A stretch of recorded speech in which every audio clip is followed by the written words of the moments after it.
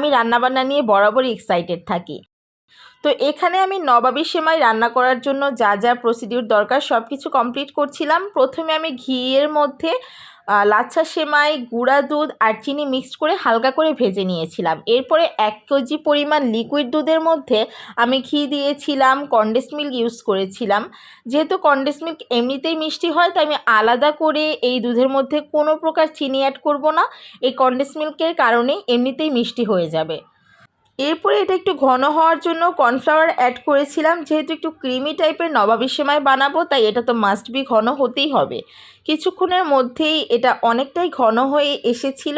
এরপর আমার বাকি যা যা কাজ আছে তা করব। তো এদিকে আমি ড্রাই ফ্রুটসও রেডি করে নিয়েছিলাম, আর সেমাই তো আগে থেকেই রেডি করা। এখন হচ্ছে কি আমি মোল্ড করে নেব।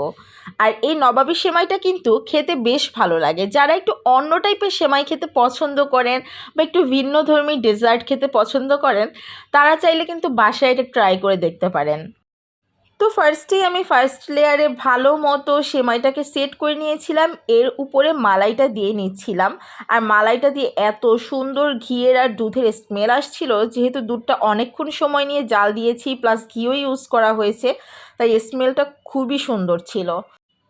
এরপরে উপর দিয়ে থার্ড লেয়ারে আমি আবার সেমাই ইউজ করেছিলাম, দেন আবার মালাই ইউজ করে হালকা করে স্ক্র্যাম্বল করে আমি সেমাইটা অ্যাড করে দেব।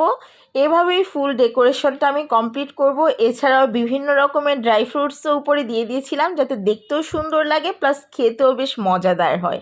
তো ফাইনালি আমার নবাবী সেমাই রেডি। লেয়ারগুলো দেখতেও বেশ সুন্দর লাগছে। তো বিকালের নাস্তায় রেডি হয়ে গেল পছন্দের একটা ডেজার্ট আইটেম।